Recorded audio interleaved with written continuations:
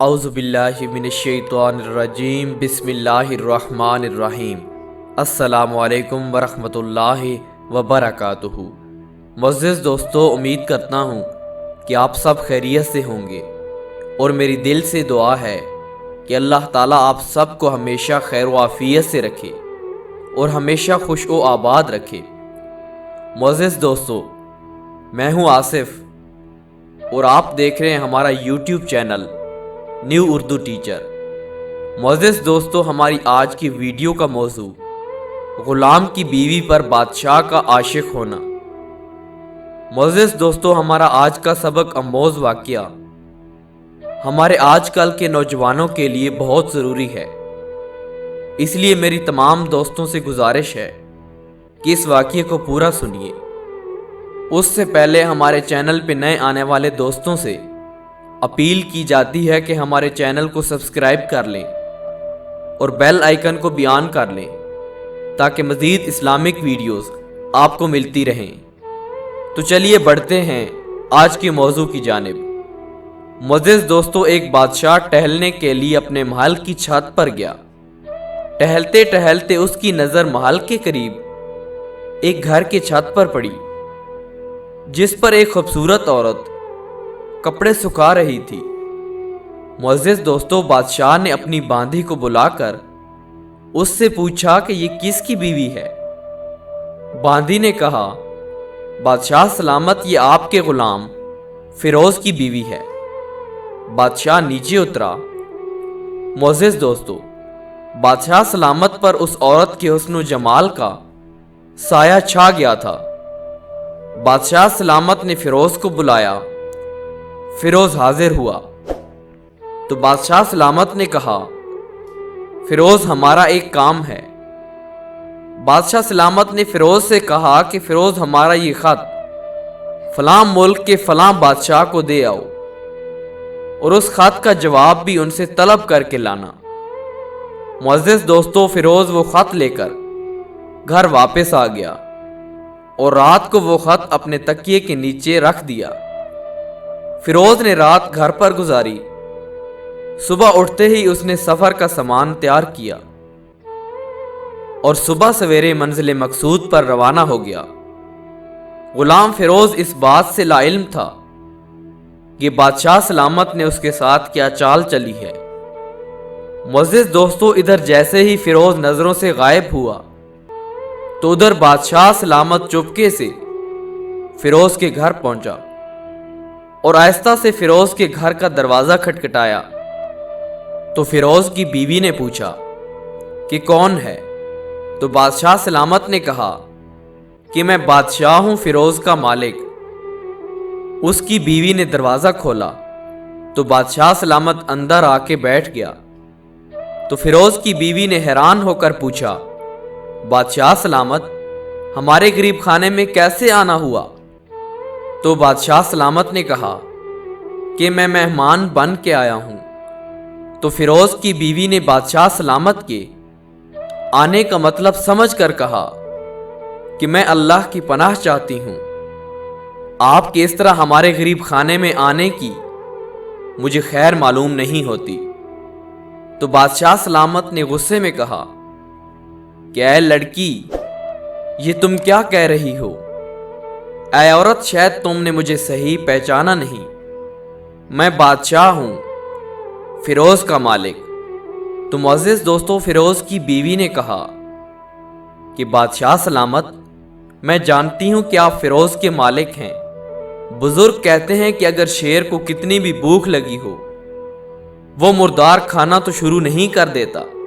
اور فیروز کی بیوی کہنے لگی، اے بادشاہ سلامت، تم ایسے کٹورے سے پانی پینے آئے ہو جس میں تمہارے کتے نے پانی پیا ہے۔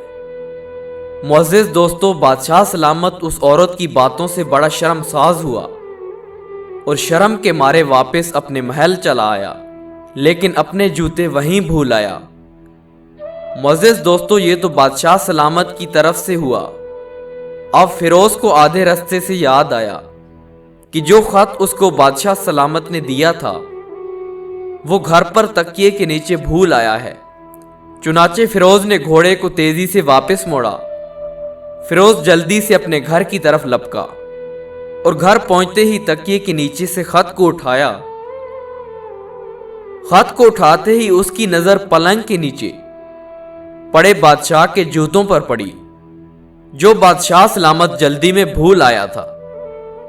معزز دوستو، فیروز کا سر چکرا کر رہ گیا اور فیروز سمجھ گیا کہ اس کو بادشاہ نے سفر کے لیے صرف اس لیے بھیجا تھا کہ وہ اپنا مطلب پورا کر سکے۔ فیروز کسی کو کچھ بتائے بغیر گھر سے چپ چاپ نکلا اور بادشاہ کا کام کرنے کے لیے اپنے کام پر نکلا اور کام مکمل کر کے فوراً بادشاہ کے پاس واپس آیا۔ معزز دوستو، بادشاہ نے اسے انعام کے طور پر 100 دینار دیے۔ فیروز دینار لے کر بازار گیا، عورتوں کے استعمال کے قیمتی کپڑے اور کچھ طوائف بھی خریدے۔ معزز دوستو، فیروز نے گھر پہنچتے ہی بیوی کو سلام کیا اور کہا، چلو تمہارے محکے چلتے ہیں۔ بیوی نے فیروز سے پوچھا، یہ کیا ہے؟ تو فیروز نے کہا کہ بادشاہ سلامت نے انعام دیا ہے۔ فیروز نے کہا کہ میں چاہتا ہوں کہ یہ پہن کر تم اپنے گھر والوں کو بھی دکھاؤ۔ بیوی نے کہا کہ آپ جیسا مناسب سمجھے۔ بیوی تیار ہو گئی اور اپنے شوہر کے ساتھ اپنے گھر روانہ ہوئی۔ وہ لوگ داماد اور بیٹی کے لائے گئے طوائف کو دیکھ کر بہت خوش ہوئے۔ معزز دوستو، پھر فیروز اپنی بیوی کو اپنے والدین کے گھر چھوڑ کر واپس آ گیا اور 1 مہینہ گزرنے کے بعد فیروز نے نہ بیوی کا پوچھا اور نہ بیوی کو گھر کی طرف بلایا۔ کچھ دن بعد اس کے سالے فیروز سے ملنے آئے اور فیروز سے کہنے لگے کہ آپ ہماری بہن سے ناراضگی اور غصے کی وجہ بتائیں یا پھر آپ کو قاضی کے سامنے پیش کریں گے۔ معزز دوستو، تو فیروز نے کہا کہ بے شک تم مجھے قاضی کے سامنے پیش کر دو، لیکن میرے ذمہ اس کا کوئی حق باقی نہیں جو میں نے ادا نہ کیا ہو۔ معزز دوستو، اس کے سالے وہ کیس لے کر قاضی کے پاس پہنچ گئے۔ قاضی نے فیروز کو بلایا۔ قاضی اس بادشاہ سلامت کے پاس بیٹھا ہوا تھا۔ لڑکی کے بھائیوں نے کہا کہ اللہ بادشاہ سلامت اور قاضی کو قائم و دائم رکھے۔ قاضی صاحب، ہم نے ایک سرسبز و شاداب باغ، درخت پھلوں سے بھرے ہوئے اور ایک میٹھے پانی کا کنواں اس کے حوالے کیا تھا، مگر قاضی صاحب اس آدمی نے ہمارا باغ اجاڑ دیا، سارے پھل کھا لیے اور درخت کاٹ دیے اور کنویں کو خراب کر کے بند کر دیا۔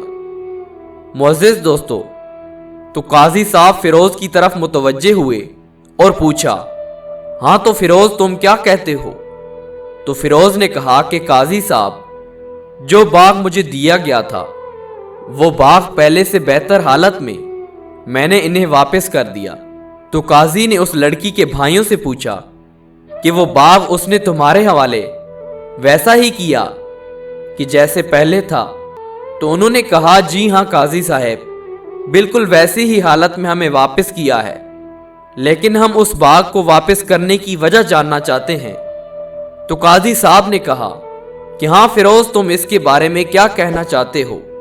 تو فیروز نے کہا کہ قاضی صاحب، میں نے وہ باغ کسی بغض یا نفرت کی وجہ سے نہیں چھوڑا، بلکہ اس لیے چھوڑا کہ ایک دن میں باغ میں آیا تو میں نے شیر کے پنجوں کے نشان دیکھے، تو مجھے اس بات کا خوف ہوا کہ شیر مجھے کھا جائے گا، تو میں نے شیر کے ڈر کی وجہ سے باغ میں جانا بند کر دیا۔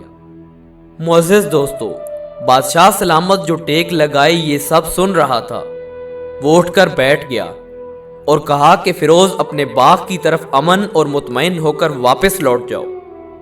اور بادشاہ سلامت کہنے لگا، واللہ بے شک شیر تمہارے باغ میں آیا تھا، لیکن وہ شیر وہاں پر نہ تو کوئی اثر چھوڑ سکا اور نہ کوئی پتا توڑ سکا اور نہ ہی کوئی پھل کھا سکا۔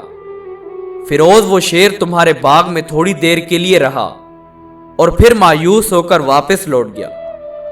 معزز دوستو، بادشاہ سلامت فیروز سے کہنے لگا کہ خدا کی قسم تمہارے باغ کے ارد گرد لگی مضبوط دیواریں کبھی نہیں دیکھی۔ تو اس طرح فیروز اپنے گھر واپس لوٹ آیا اور اپنی بیوی کو بھی بلایا۔ معزز دوستو، نہ تو قاضی کو پتہ چل سکا اور نہ کسی اور کو کہ آخر کار ماجرا کیا ہے۔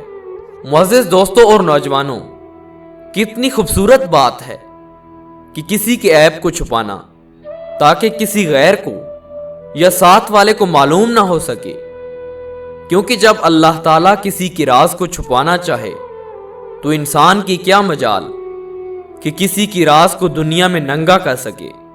معزز دوستو اور بھائیوں، بیوی آپ کی بھی ہے، بہن آپ کی بھی ہے، ماں آپ کی بھی ہے۔